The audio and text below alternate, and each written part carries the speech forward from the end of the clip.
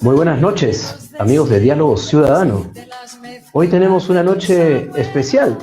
Hoy tenemos que hablar sobre mujer, migración, desigualdad. ¿Qué pasa con el Estado? ¿Cuál es el rol de todos los grupos de empoderamiento femenino? Hoy tengo la grata compañía de una gran amiga, espectacular profesional, Ana Gómez Narváez, economista, experta en políticas de empleo y responsabilidad social. Bienvenida, Ana, ¿cómo estás? Muchas gracias, Renzo, por invitarme a tu programa. Y antes que nada, quiero agradecerte lo muchísimo lo agradable que me hiciste pasar el confinamiento, con lo bien que cantas y lo inteligente que eres. Además, eres compañero mío de trabajo en otro ámbito de nuestra vida, así que no quería dejar de pasar esta oportunidad para agradecértelo. Muchas gracias, Ana. Hoy va a ser una noche muy espectacular porque necesitamos poner los puntos sobre las IES, aclarar algunos prejuicios y también algunos aspectos sobre la migración, los efectos que ocurren en la mujer que es migrante, ¿no? A qué se está enfrentando, cuáles son realmente las brechas, las desigualdades que existen y además en diferentes tipos de migrantes, ¿no? Así que no se pierdan la entrevista hoy. Ana Gómez Narváez está con nosotros en Diálogo Ciudadano. Es momento de compartir las redes sociales, darle like, compartir el video, avisar a los amigos, suscríbete a la campanita, porque hoy tenemos diálogo y empoderamiento ciudadano. Tema: mujer. Bienvenida, Ana. Muchísimas gracias por aceptar la entrevista. Hace varios meses, desde que empezamos Diálogo Ciudadano, hemos querido hacer esta entrevista porque el enfoque que nos vas a brindar hoy día es un enfoque que necesitamos también, no solamente conocer, sino también comenzar a discutirlo a fondo. Se habla mucho del feminismo, se habla mucho de los encontronazos que se tienen en la sociedad frente a los derechos de las mujeres y alguna sociedad un poco más conservadora. ¿Es así como debemos enfocar la realidad de la mujer en esta lucha constante? ¿De eso se trata? Claro, Renzo, necesitamos feminismo para tener sociedades más igualitarias, porque el feminismo no es una cosa de mujeres, es un asunto que compete a toda la sociedad.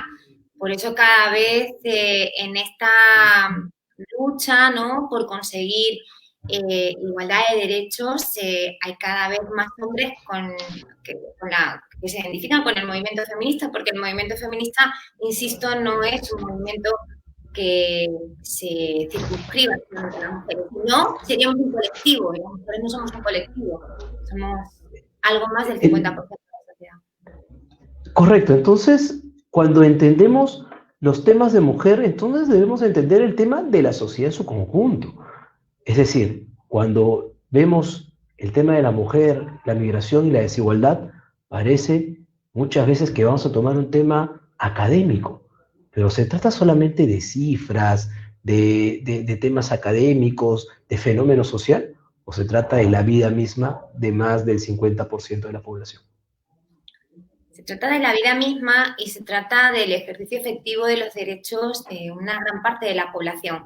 Las mujeres seguimos todavía relegadas al espacio privado, siendo la que soportamos la carga familiar, la carga de la responsabilidad, de los cuidados, la asumimos aunque cada vez hay más hombres que se incorporan, ¿no?, que entran dentro de eso que llamamos la corresponsabilidad, ¿no?, en los cuidados, pero seguimos siendo nosotras las que mayoritariamente nos hacemos cargo de los hijos, de los padres, de las personas dependientes, ¿no?, en definitiva, que integran nuestra familia. Y en el caso de las mujeres migrantes, esa carga es casi doble, porque muchas mujeres migrantes, incluso no estoy hablando de las mujeres que vienen de fuera a nuestro país, y ahora hablaremos de eso, como Perú se ha convertido ahora ya en un país receptor de inmigrantes, sino de las mujeres que migran de las zonas rurales a Lima capital a trabajar en el servicio doméstico y que tienen que llevar la carga de la responsabilidad de una familia para la que trabajan,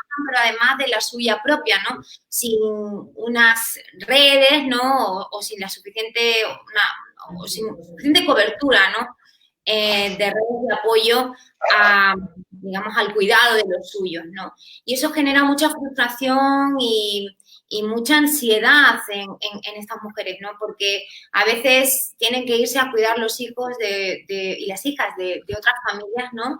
Y tienen que dejar a los suyos propios, ¿no? Al cuidado de otros familiares, ¿no? Y esa, Y digamos, esa es la realidad de la gran mayoría de mujeres. Sí, sin embargo, Anita, es importante diferenciar cuando una mujer ya está empoderada, sea migrante o no migrante, tiene una calidad de vida distinta. Es decir, una mujer que migra, ejemplo, tu propio caso, de España a Perú, y tiene todas sus cualidades desarrolladas y está empoderada, va a tener una forma de ver el mundo distinto a una migrante que por exclusión social, por ejemplo, el caso de salir de su país, de Venezuela, por la gran cantidad de mujeres venezolanas que han tenido que huir, o en su momento también la migración del campo a la ciudad de muchas mujeres huyendo del terrorismo. Entonces son situaciones muy diferentes. Sí, mira, pero en mi caso yo vengo de un país que yo soy una mujer con formación, obviamente, con ciertas competencias y tal, y que además tienen la suerte de que nuestros países, por los vínculos comerciales y diplomáticos, bueno, que nos une, pues el reconocimiento de mi título fue inmediato y yo tuve muchas ventajas, muchas puertas abiertas, ¿no? En el sentido de que pude homologar rápidamente mi título, mi máster, en definitiva, no tuve, digamos, los problemas que se enfrentan otras muchas mujeres y muchos hombres que emigran y que tienen cualificación y cualificación suficiente como para trabajar en empleos, digamos, bien remunerados, pero que no pueden, digamos, convalidar o homologar sus títulos, ¿no? Eso fue primero una ventaja, ¿no? El hecho de venir de un país europeo y con estos vínculos con el Perú. Y viceversa, porque también los peruanos y las peruanas que emigran a España pueden también homologar su título. Correcto, o Pero sea, la migración, un punto sí, que para no dejarlo pasar es que la mujer, en este caso, que también está empoderada en el país y que tiene las posibilidades de salir y seguir forjando su futuro, haciendo otros estudios, pero que ya va empoderada, que ya tiene estudios secundarios y, como no, seguramente algunos estudios superiores, viaja y sigue gozando de la misma calidad de vida, digamos, de alguna forma. no Caso siempre es distinto cuando, no sé. no siempre es así, porque luego Ajá. están las circunstancias del mercado, el contexto del mercado laboral, que de por sí Ajá. no es incluyente. En mi caso, como te digo, yo tuve ciertas ventajas, yo partía ya de esta ventaja Ujú. y por lo tanto podía aspirar a un buen empleo, como de hecho pasó, pero eso no quiere decir que yo inmediatamente me integrara en el mercado laboral peruano en las mismas condiciones que, por ejemplo, podrías tener tú. Mi empoderamiento en este caso era relativo, ¿no? El que yo tuviera ciertas competencias y ventajas de partida, eso no me abrió las puertas inmediatamente, pero sí tuve la suerte de encontrarme, y por eso yo amo tanto este país, de encontrarme gente que sí supo confiar en mis cualidades, y en Pero mi no, competencia. no te abrió, por ejemplo, el caso tuyo y el caso de muchos otros migrantes, no les abre las puertas de la misma forma o no tienen las mismas oportunidades por el hecho de ser mujeres. El hecho de ser Porque, mujer siempre es una desventaja en cualquier sociedad, incluso en la más avanzada. Ya te puedo hablar incluso de los países nórdicos, cuya legislación y política yo conozco bastante bien a través de los programas europeos. La discriminación sigue presente en todas las sociedades. No hay ninguna sociedad ni Estado puede tener, ¿no? Digamos, políticas y legislaciones mucho más avanzadas que la nuestra, ¿no? En cuanto a paridad, participación en el espacio político, incluso en políticas de corresponsabilidad familiar y personal, salarial, por ejemplo, ¿no? España acaba de aprobar, ¿no? Una ley que tú dices, ¿por qué necesitamos una ley de igualdad salarial? Pues sí, mire, porque resulta que nos encontramos que hay mujeres que desempeñando el mismo trabajo que un hombre, perdón, cobran menos, simplemente porque el empleo se llama de manera distinta, ¿no? Entonces, lo que te quiero Eso decir es con una esto realidad en los países europeos también, es lo que me quiere decir. y acá también. Es decir, tú puedes llamar, por ejemplo, operario de limpieza y tener un convenio colectivo y una remuneración diferente a una limpiadora que al final está haciendo el mismo trabajo, ¿no? Y eso se ha comprobado y se ha visto, ¿no? De hecho, también Alemania, esto lo aprueba también otros países como, bueno, que no tienen presidentas, digamos, que se hayan declarado abiertamente feministas como es Angela Merkel, pero también Alemania, creo que hace 5 o 6 años también aprobó la ley de igualdad salarial porque también comprobaban, ¿no?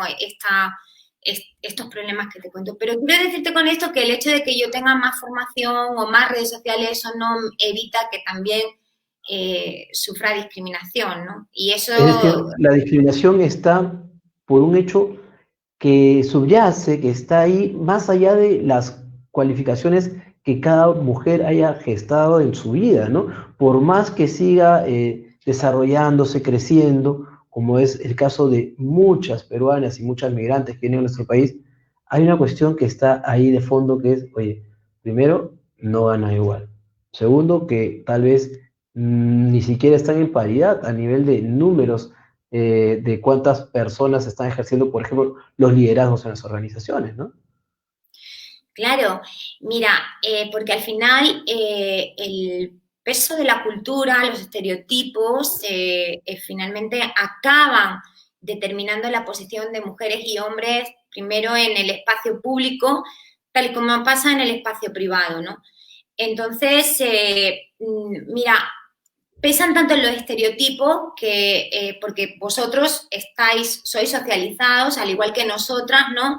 De una determinada manera y entonces nos veis como, bueno, débiles, relegadas, maternales, bueno, estáis pensando en que la mujer finalmente tiene que sacrificar porque es, no sé, un determinismo biológico, el ser mamá, el sacrificar su vida profesional por los hijos. Y eso está dentro de la cultura, digamos, heteropatriarcal, que es la que domina, ¿no? Esa concepción muy biopolítica, ¿no? De nuestras normas y de nuestro comportamiento. Y eso hay que ir erradicándolo poco a poco. Tenemos que empezar con los medios de comunicación, con la educación, sobre todo en los centros educativos. Es muy importante el rol de los centros educativos para hablar para formar a nuestros jóvenes, a nuestros hijos, a nuestras hijas, ¿no? En igualdad de género, en que tanto un chico como una chica, un niño o una niña tienen las mismas posibilidades y debe tener las mismas oportunidades de desarrollarse profesional, personalmente, sin que los estereotipos, digamos, le condicionen. Por eso hay tan pocas mujeres científicas y, sin embargo, hay muchas mujeres médicos o enfermeras. ¿Por qué? Porque son espacios o áreas de actividad, ¿no? Muy feminizadas, muy relacionadas con los cuidados, que es donde la sociedad nos sitúa, ¿no? Y eso poco a poco tiene que ir cambiando.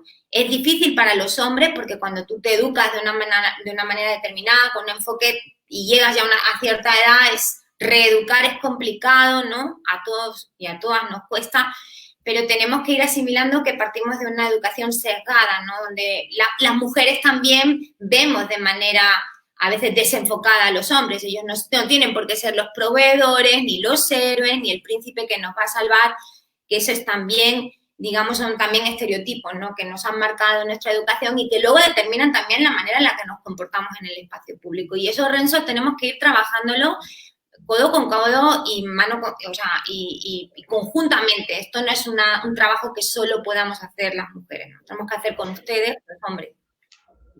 Entonces implica que como sociedad nos pongamos de acuerdo en un proceso para poder empoderar a las mujeres y que puedan participar, como es su derecho, en todos los ámbitos de la vida social, partiendo de un suelo más parejo. Sin embargo, hay varios frentes que se abren. Por ejemplo, culturalmente, lo hemos hablado hace un instante, no es lo mismo una mujer que está ahora con poca información, excluida totalmente de una zona, por ejemplo, altoandina, ¿no? No es lo mismo, me refiero al acceso que pueda tener. Las brechas, me imagino que son mucho más grandes que una mujer que migra, por ejemplo, de Colombia o de Chile a Perú, que ya haya tenido sus estudios secundarios y que tenga mayor acceso a la tecnología y demás. Es decir, simplemente hay otro tema que acompaña el hecho de ser mujer, que es la exclusión que puedan tener grupos de mujeres aún más vulnerables. Como Estado, ¿dónde tenemos que poner los énfasis? Tenemos que poner los énfasis en la igualdad de oportunidades, en la igualdad en el acceso a la educación y a los recursos en general, ¿no? A los bienes públicos, educación, a la salud, sobre todo a la salud reproductiva, ¿no? Para mí, fíjate que ese enfoque que tú hablas de la mujer altoandina no lo comparto 100% porque sí pienso que esas mujeres sí están muy empoderadas. Yo sería Ujú. incapaz, por ejemplo, de llevar una chacra como la llevan ella o de...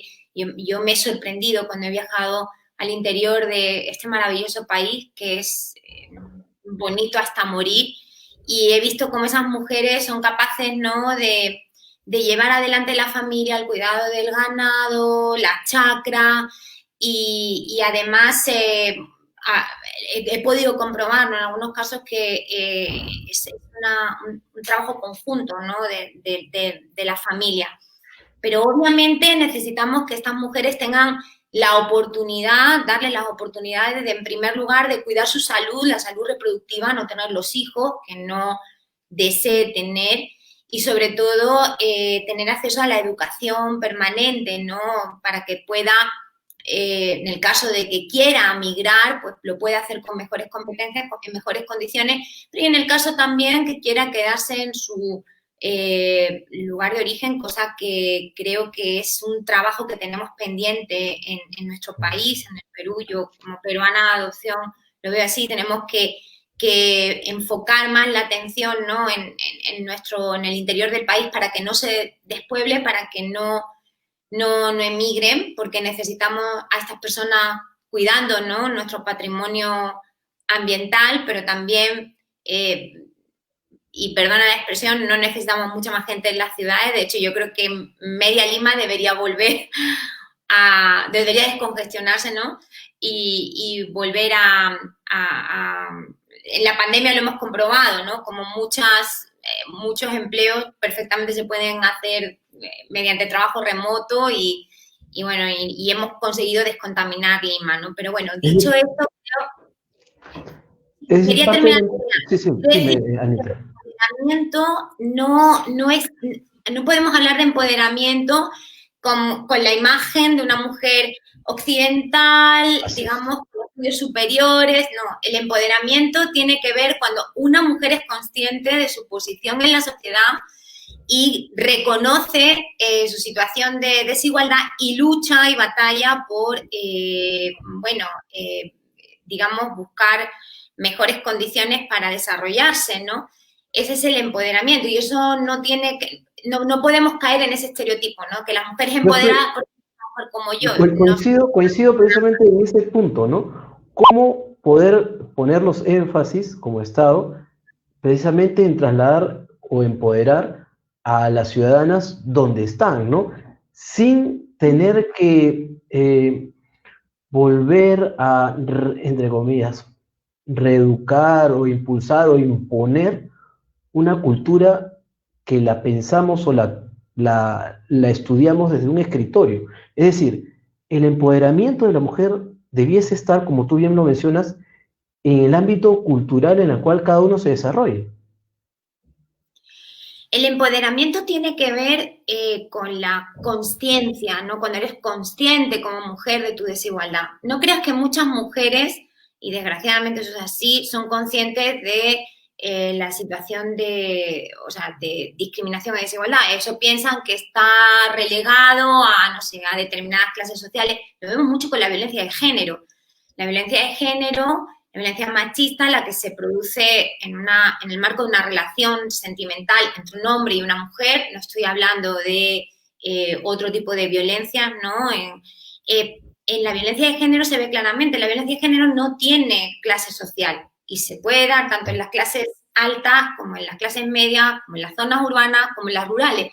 Pero eso ha costado mucho, creo que han sido más, cuesta tanto que sean conscientes las mujeres de determinada clase social, digamos, alta, que las de clases sociales menos pudientes. Entonces, cuando la mujer es consciente de que eso no es algo que deba aguantar, que no debe sostener, no deba permitir, es cuando empieza el empoderamiento. El empoderamiento es esa conciencia de encontrarte en una situación desigual frente a los hombres y de desventaja, ¿no? Y empezar a trabajar, sobre todo de manera colectiva, ¿no? Para erradicar esas desventajas.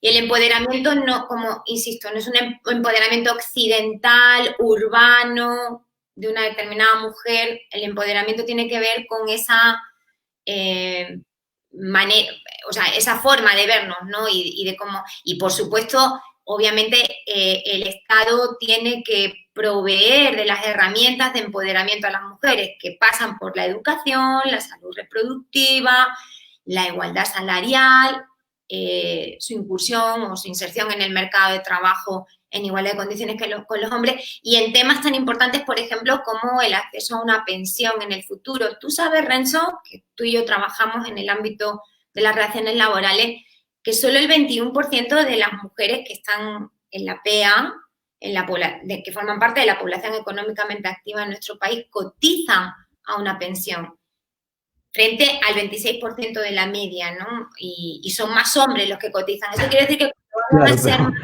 son más hombres los que cotizan, muy poco más en realidad, pero porque además son, creo, más hombres los que están dentro del ámbito de lo formal y eso que hablamos de cosas ya Las mujeres en el Perú son mayoritariamente, están más representadas o sobre representadas en el ámbito, en el mercado informal. Eso las hace todavía mucho más vulnerables, ¿no? Si ya la informalidad es un problema para nuestra sociedad, ¿no? Y en la pandemia, durante la pandemia lo hemos Yo quería comprobado. poner énfasis precisamente en lo que acabas de mencionar, Ana, porque en un primer momento, seguramente no, ni siquiera todas las mujeres, estoy convencido, compartirán los mismos postulados de lo que se dice en los grupos feministas en general en los medios de comunicación. No todas las mujeres tienen la capacidad de poder haber escuchado con claridad lo que tú nos planteas y lo que es el empoderamiento en general de la mujer. Entonces, habría que preguntarse dónde es que las mujeres pudiesen tener el suelo más parejo para comenzar a insertarse en la sociedad. Tal vez uno de los puntos fundamentales es garantizar el acceso al trabajo y que estén en las mismas condiciones, porque si hablamos luego de, por un lado, salud reproductiva u otros temas que tengan que ver con el ámbito cultural, tal vez ahí haya mucho más ruido de lo que podamos tener en el acceso al empleo, ¿verdad? El acceso al empleo es imposible llevarlo en condiciones de igualdad cuando la violencia contra las mujeres es tan brutal, ¿no? Cuando los feminicidios, porque no estoy hablando ya del caso extremo, ¿no? En el que la mujer desgraciadamente fallece o acaba asesinada, ¿no? Por su pareja. Es que las mujeres sufrimos violencia desde el momento en que, bueno, se nos hace, en una entrevista de trabajo se nos pregunta si nos vamos a casar, si vamos a tener hijos, si somos descartadas, pues precisamente por la maternidad, o cuando sufrimos acoso sexual en el trabajo. Entonces, el acceso o sea, en igualdad de condiciones para acceder en igualdad de condiciones al mercado laboral, creo que tenemos en principio que erradicar, ¿no? Toda esa manifestaciones de violencia, ¿no? Que nos acorralan y que al final, bueno, están justificadas por esos estereotipos, ¿no? Que nos dicen cómo a hombres y a mujeres cómo nos tenemos que comportar. Pero efectivamente es la vía o digamos, la vía más rápida para el empoderamiento del que tú hablas, ¿no? El que la mujer pueda ser autónoma en sus ingresos, pero no solamente en el acceso puntual al mercado de trabajo, sino a lo largo de su vida laboral. Y para eso tenemos que, como te digo, darles la oportunidad de que puedan ser madres o formar una familia sin la angustia de que tengan que suspender su carrera profesional o tengan que, digamos, sentir esa, como te decía al principio, ¿no? Esa desazón, ¿no? Bueno, porque tú sabes, a los hombres, tú no eres padre, pero yo te aseguro que a mí me ha pasado, ¿no? Cuando mi hijo tenía fiebre en la guardería, en el nido, nunca llamaban a su padre, me llamaban a mí. Y a lo mejor, yo qué Pero sé, yo precisamente ahí que quería entrar a otro tema, Ana, porque queremos no solamente descubrir qué es lo que pasa, sino pensar de manera distinta, ¿no? Si hombres y mujeres en realidad somos distintos, ¿no? Pero que necesitamos gozar del mismo derecho y la accesibilidad, etcétera, pero también necesitamos tal vez algunas situaciones diferenciadas. Por ejemplo, si una madre quiere y tiene su pareja y quiere dar a luz a su hijo y tiene, bueno, se embaraza, etcétera, la pareja, entonces debiese contar con una legislación o protección especial para que, por ejemplo, pueda continuar sus estudios con normalidad, pueda continuar trabajando, pueda tener esa posibilidad, ¿no? De no tener las mismas reglas que tienen los varones o que tenemos los varones, que no biológicamente estamos gestando un embarazo, digamos, ¿no? ¿Es posible o eso es aún ahondar en la discriminación? es un enfoque ya superado. Es decir, y yo Mm. cuando hablo de este tema, lo insisto en la saciedad, no se trata de hacer mejores o de dar más recursos a las mujeres para que puedan conciliar. Se trata de Ujú. que los hombres se incorporen a los cuidados. En eso consiste. Obviamente, en un país como el nuestro, una sociedad pues que desgraciadamente no está alejada de esos estereotipos machistas, esto va a llevar tiempo porque requiere una reeducación, y obviamente no podemos dejar que las mujeres sigan, digamos, relegadas, ¿no? Y no puedan trabajar porque no tienen esos espacios. Por ejemplo, ¿no? Cuando se habla de instalar nidos en los centros de trabajo, yo te aseguro Ajá. que cuando tú instalas un nido en un centro de trabajo, los que más uso van a hacer de ese nido van a ser las mujeres.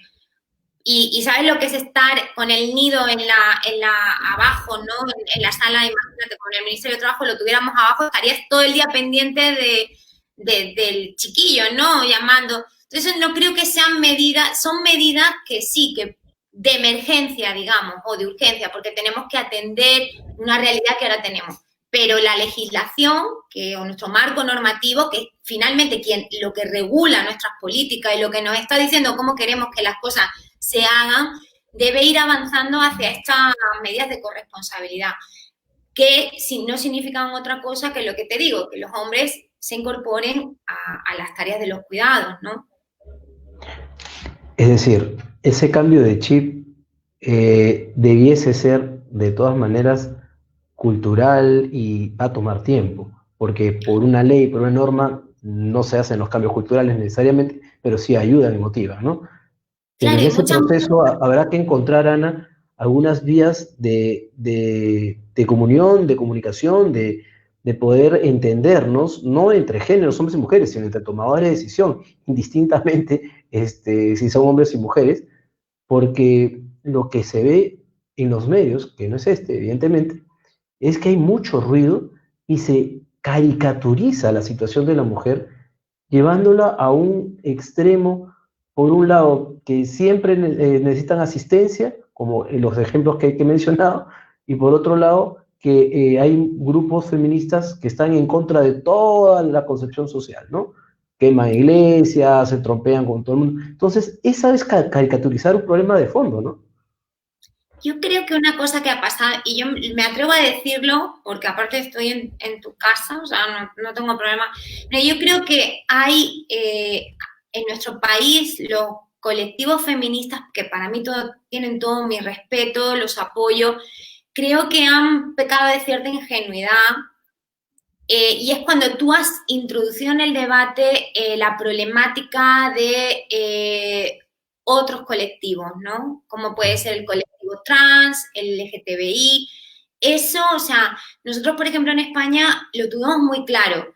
En primer lugar, hablamos de una ley integral de violencia de género, definida muy claramente, porque sabíamos que erradicar la violencia era el primer paso para ir consiguiendo esa sociedad más igualitaria. Luego, una ley de igualdad de oportunidades y una ley de delito, bueno, contra los delitos de odio, donde ahí sí podían entrar ya lo que desgraciadamente ocurre con estos colectivos. Entonces yo pienso que cuando estamos permanentemente hablando de cuotas, por ejemplo, Argentina aprobó hace poco unas cuotas para los trans, para el colectivo trans, que me parece bien, me parece legítimo, pero estamos como desplazando, es decir, trans en la sociedad no son una minoría, ¿no? No es el problema de las mujeres. Creo que debemos como situar bien el debate. Nosotras somos la mitad de la sociedad. Puede haber personas que se identifiquen con el género, con nuestro género, y son bienvenidas, yo las respeto, o con el género masculino, habiendo nacido con otra identidad biológica, ¿no? Y es respetable. Y la orientación sexual, bueno, también es motivo de discriminación, tal, pero no es el problema de las mujeres. Obviamente, si eres lesbiana, tu discriminación también, o sea, sumas discriminación, ¿no? Porque al hecho de ya ser mujer, pues tu orientación sexual, que no está bien aceptada, también puede jugar cierta discriminación. Pero a la hora de legislar tenemos que tener claro cómo separamos las problemáticas, porque como tú bien sabes, uno cuando norma, cuando promueve una legislación y una política determinada, está pensando en el conjunto, no lo hacemos para colectivos, sino para que llegue a la mayor parte de la sociedad, sin descartar, ¿no?, que se pueden producir estas discriminaciones. Entonces creo que es importante, en primer lugar, establecer un marco legal, bueno, el marco legal lo tenemos, sino que se haga efectivo a través de políticas. Mira, hace un par de días nos llegó una iniciativa del Congreso, del FREPAP, que solicitaba incluir dentro del Trabaja Perú un 5%, o sea, establecer una cuota, ¿no?, para las mujeres víctimas de violencia de género dentro del Trabaja Perú. Y obviamente la línea del Ministerio es clara, ¿no? Claro, todo lo que sea apoyar la lucha contra la violencia contra la violencia hacia las mujeres, hay que apoyarlo. Pero, por otro lado, veíamos la complejidad y lo complicado que es conseguir ese 5%, porque ni siquiera dentro de la misma, intersectorialmente, estamos articulados, ¿no?, para que luego esas medidas se puedan llevar. Tenemos retos por delante muy apasionantes, ¿no? Pero el más importante de todos es el cultural, y ese solamente se puede cambiar a través de la educación. Precisamente para ir cerrando esta primera entrevista, Ana, primer diálogo, ¿no? Y es muy interesante. Hay cosas en que ya la gente está observando y dice, sí, o sea, hay cosas que necesitamos hablarlas, dialogarlas y también ponernos de acuerdo. Hablamos precisamente de los retos, pero hay retos a corto, mediano, largo plazo, objetivos concretos que habría que trazar como Estado y como ciudadanía. Y hablamos sobre el tema de migración, hablamos sobre el tema de desigualdad, y entonces habría que realmente pensar cuáles son las políticas que necesitamos impulsar de cara al Bicentenario con respecto a la mujer migrante, internacional, inmigrante de territorio nacional, para que puedan tener las mismas condiciones de desarrollo. Y en ese proceso, Ana, ¿cuáles serían las recomendaciones que desde tu experiencia en tantos años como activista nos puedas proponer a la ciudadanía para que los diferentes partidos políticos puedan adoptarlo como parte de futuras políticas públicas? Mire, yo creo que tenemos un marco normativo buenísimo, Renzo. Yo me maravillo con el trabajo que ha hecho tanto el Ejecutivo. Hay muy buenas leyes y muy buenos programas. Yo sueño con que el Ministerio de la Mujer y Poblaciones Vulnerables deje de llamarse Ministerio de la Mujer y el MIDIS deje de llamarse MIDIS y ese pase a llamarse un Ministerio de Igualdad. Y sueño con que sea un hombre, como pasó en Suecia, quien lidere ese Ministerio de la Igualdad. y hable de feminismo y hable de igualdad entre hombres y mujeres con muchísima tranquilidad, ¿no? O sea, no tenga por qué sentirse, y por supuesto, integrador, ¿no? Entonces yo creo que podríamos llegar al bicentenario, ojalá, yo no digo que con una presidenta, porque fíjate, te digo algo, a mí cuando me preguntaban en España, bueno, ¿y tú querrías un presidente, una presidenta? Porque, bueno, las mujeres, y yo decía, no, a mí me puede representar un hombre, siempre que el hombre crea en la igualdad entre hombres y mujeres. Yo no tengo, vamos, no me siento no representada por el presidente Vizcarra o por el presidente Sánchez en España. A mí un hombre me puede representar igual. Y me he encontrado con mujeres muy machistas, en política, súper machistas, ¿no? De todos los signos políticos, incluso en la izquierda también hay mujeres muy, muy machistas, ¿no? Entonces ¿puedo soñar con una presidenta de la República del Perú? Sí, pero si sueño con un próximo presidente del Perú y un congreso igualitario donde haya una comisión de igualdad, donde se propongan, se inste a que efectivamente ese marco normativo que tenemos a veces tan bueno, muy progresista, esas políticas y esos programas que están muy bien en el papel, pero que luego llevarlo a la práctica siempre es tan complicado, pues lo lideren hombres o mujeres de la misma manera. Sería para mí el sueño, si estoy el año que viene todavía en este amado Perú, ¿no? Y tengo la suerte de llegar al bicentenario y ver, pues eso, un congreso paritario, por ejemplo. Un congreso con no más del 60% de representación de hombres, ni menos del 40% de mujeres, y con un ministerio de igualdad que ojalá pues lo pudiera liderar un hombre, ¿no? Hablando de feminismo, hablando de igualdad, hablando de los problemas que tradicionalmente están, parece como relegados, ¿no? A las mujeres. Parece que de la maternidad solo hablamos las mujeres, no. La maternidad y la paternidad, porque la mujer no puede ser madre si no es con un varón, ¿no? También nos podemos inseminar y tal, pero necesitamos, ¿no? O necesitamos biológicamente. Así que ese es mi sueño para el bicentenario, y yo creo que con personas como yo, me vas a permitir que te diga esto, pero yo me he encontrado en el Perú gente de tu generación que a mí me parece increíble. Y el Perú necesita ya un relevo generacional con carácter de urgencia. Necesitamos que más Renzo, más Patricia Valenzuela, que debe estar por ahí también, Rosana Alviar, tantas mujeres brillantes y tantos hombres brillantes que yo he conocido en el tiempo que he estado acá, y que sois jóvenes, que formáis parte de esa nueva generación. Toméis el relevo, toméis las riendas de este país y acabemos de una vez con la corrupción, que también es otro de nuestros males, pero sobre todo seamos capaces de eso, de iniciar la senda, ¿no?, por un Perú mucho más igualitario. Creo que eso es posible. Es posible, y tenemos las condiciones para hacerla. Al menos tenemos el marco legal y tenemos ya mucho recorrido sobre todo de los colectivos feministas peruanos, que han hecho mucho por introducir en el marco normativo, con la complejidad y lo retador que supone, ¿no?, en el caso de países con una institucionalidad débil como el nuestro, ¿no? Pues introducirlo. Así que, Renzo, yo te invito a que seas ministro de Igualdad. Me encantaría.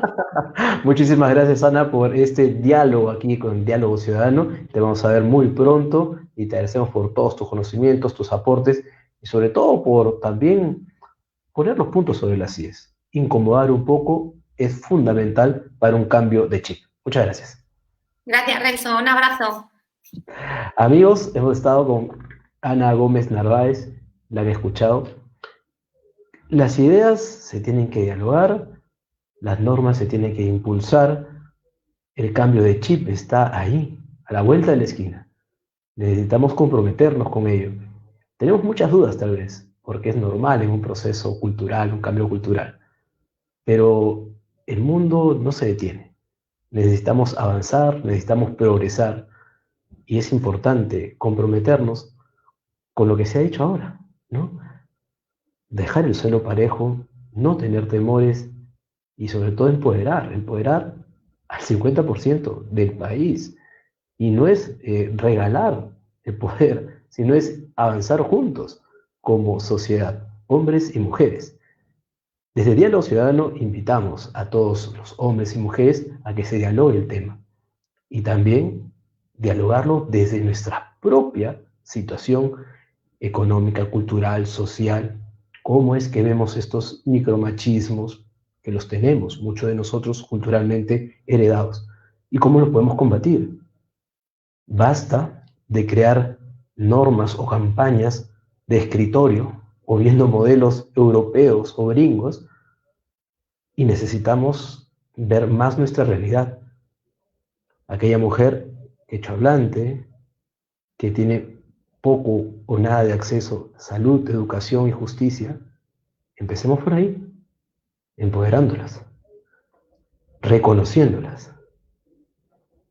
Ellas ejercen liderazgo y empoderamiento desde sus comunidades, pero es importante que ese testimonio comience a compartirse con el resto de ciudadanas en las diferentes regiones del país, en el oriente, en la sierra y en la costa. Necesitamos liderazgos que impulsen la transformación. Muchas gracias, mi nombre es Renzo Cárdenas. Nos vemos con más diálogo y empoderamiento ciudadano. No se olviden suscribirse al canal de YouTube, darle like, dejar sus comentarios